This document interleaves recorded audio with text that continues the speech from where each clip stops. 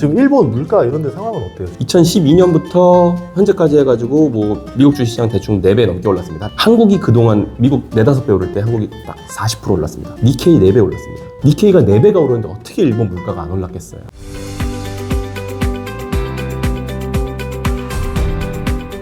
이제 엔캐리 이슈로 우리 8월 달에 한번 공포를 느껴봤었잖아요. 그쵸. 예. 근데 또 지금 뉴스에서 보니까 다음 달쯤에 일본이 금리 인상할 가능성도 있다. 뭐 이렇게 나오는데 어떻게 보세요? 엔캐리는 그때는 이제 그런 이슈가 있어요. 그러니까 결국 정치 이슈가 맞물리거든요. 지금 이제 이시바 총리, 네. 이시바 총재이자 총리죠. 그러니까 일본은 자민당 총재가 총리를 겸하고 있는 거나 마찬가지여가지고 그런 상태가 돼 있는데 이시바 총리가 이제 되면서 이제 어떻게 이제 금리 인상할 거냐 뭐 이런 얘기들이 나오고 있는 상황이고 그때 이제 이시바 총리가 안 될 가능성도 있었습니다. 다른 이제 일본의 이제 유력 정치인 여자분이 계시는데 그분이 되면은 일본이 약간 일본의 트럼프 느낌이 날 기세였습니다.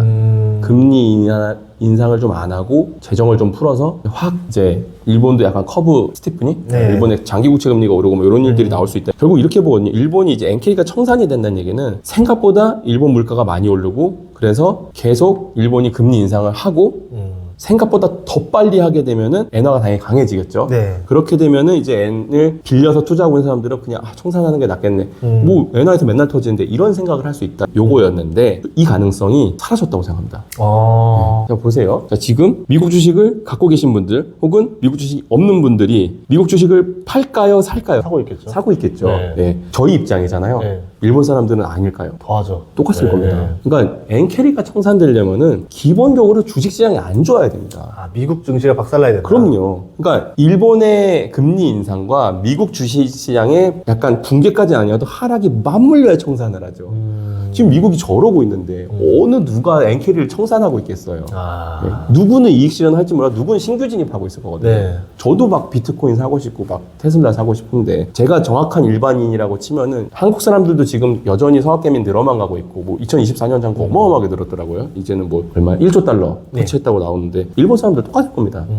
전혀 다르지 않을 거라서. 그리고 이런 것도 있잖아요. 엔캐리가 청산이 되려면 엔화 가치가 올라야 됩니다. 예. 근데 지금의 국면은 달러 가치가 오르고 있죠. 엔화 가치가 오히려 달러에 비해서 빠지고 있을 겁니다. 예. 네. 청산될 수가 없어요. 오히려 지금 엔캐리 트레이더들은 신난 거죠. 빌렸더니 달러 세죠. 미국 주식 세죠. 신나서 오히려 더 들어가고 있는 그런 상황이라서 이 상황이 바뀌면 모르겠는데 현재 국면에서는 청산 가능성은 아예 다시 또 사라져 버렸습니다. 아, 그런 상황이구나. 그러면 이게 청산이 트럼프가 되는 되려면 순간 사라진 거죠. 그럼 시나리오가 어떤 시나리오일 때 시나리오가 이게- 되려면 이제 트럼프가 원래 하려던 거 다 안 하고 네.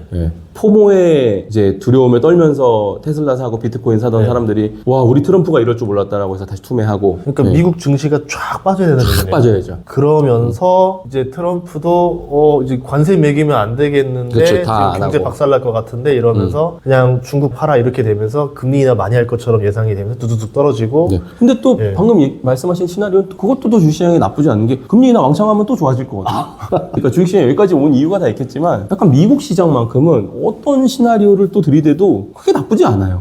네.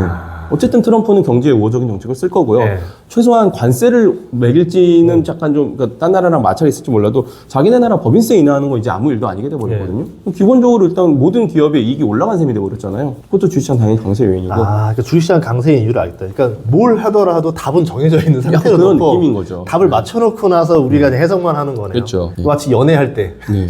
어디 놀러 갈래 이런 거. 그렇죠. 그러니까 이번에 트럼프가 될 거라는 확신만 했으면 사실 베팅해야 될 건 너무 많았죠. 비트코인, 셰일가스, 네. 그다음에 뭐 우리나라 쪽에서는 이제 방산주나 뭐 조선주들, 원전주들, 네. 소형 원전 뭐 이런 것들 뭐 엄청나게 많았잖아요. 네. 예상은 했는데 이렇게 많이 올 줄 알았네.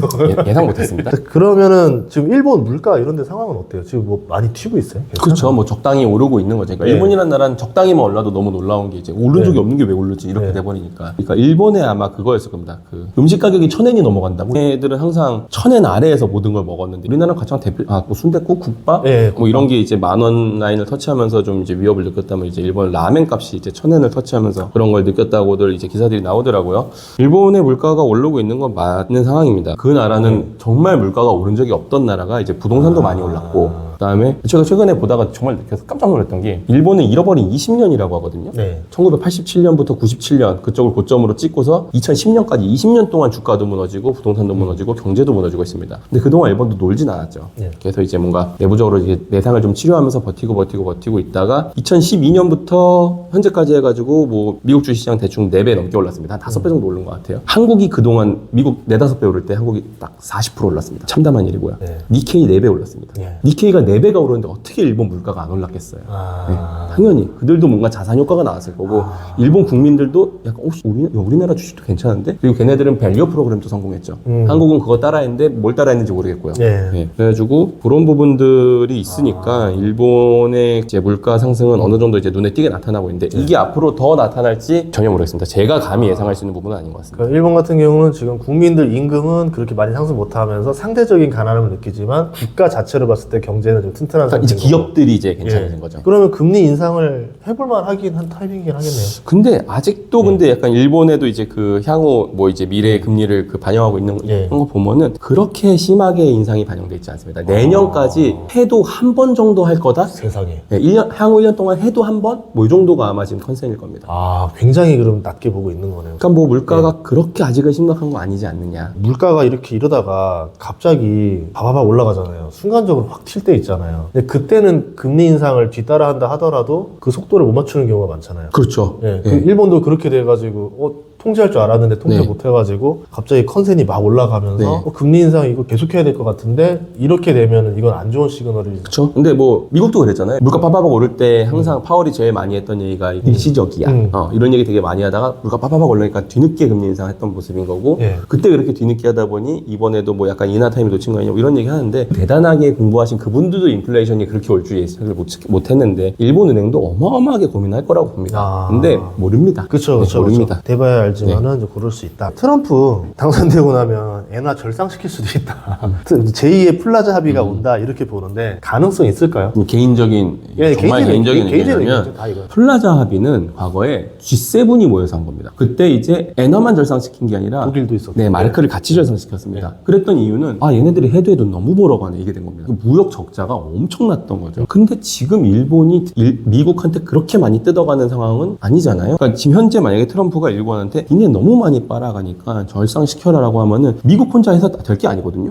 자기가 뭐라고 물론 뭐 센 나라긴 한데 그때는 다른 나라도 다 이 지구상의 센 나라들이 다 동의를 해준 겁니다. 독일과 미국, 일본이 너무 많이 벌어가니까 니네 좀 올려라고. 그래서 일본과 독일도 뭐 원하진 않았겠지만 그래 인정한다. 지금은 전혀 그런 상황이 아니고 아무도 그거에 동의 안 해줄 거고 트럼프가 되면서 지금 미국 빼곤 딴 나라들은 다 경기 침체 요인이 커진 상황이기 때문에 그래야 될 이유가 전혀 아무도 합의해주지 않을 거다. 이게 결국 합의라는 거는 양쪽이 수용해야 가능한 그럼요. 건데 네. 트럼프 혼자 올리라고 했을 네. 때 일본이 무슨 소리세요? 이러면서 안 해버리면 끝인다는 거잖아요. 그렇죠. 그러니까 엔화를 절상시킨다는 거는 뭐 방법이 없습니다. 왜냐면 시장 환율제, 자유변동 환율제를 다 인정하고 있는 나라들이잖아요. 그러니까 어느 날부터 갑자기 그러니까 서로 합의를 해야 외환시장에서 그러면 지금부터 엔화를 싸게 팔면 안 되네? 비싸게 사야 되잖아 하고서 빠바빠 올라가는 거거든요. 근데 미국 혼자서 야, 지금부터 엔화 절상이야 하면은 뭐 어쩌라는 네, 이렇게 되는 거죠. 그쵸, 그러니까 그쵸. 최소한 강대국 몇 군데 이상이 동의를 해줘서 금융시장에서 이제 그러면 엔화를 싸게 팔면은 바보 되는 거야. 여기까지 그러니까 뭐 20% 정도는 절상하기를 우리가 다 합의했습니다 하면은 외환 트레이더들이 지금부터 15%까지는 무조건 사야 되네. 이런 생각들을 하겠죠. 그게 아니면은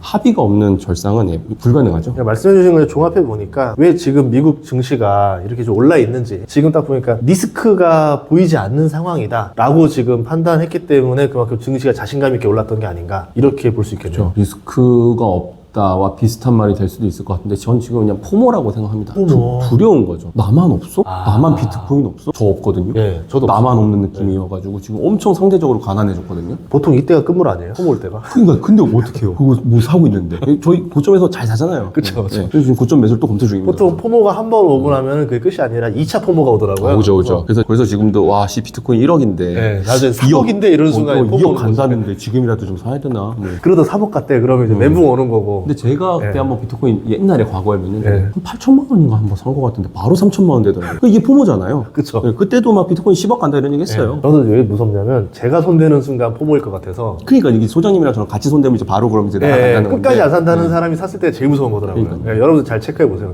내가 사는 날이 그날이. 소장님이 아직 안 사셨으니까 기회 있는 걸 수도 있습니다. 알겠습니다. 덕분에 어쨌든 이런 이유 때문에 미국 증시가 지금 올랐구나라고 이해할 수 있었습니다.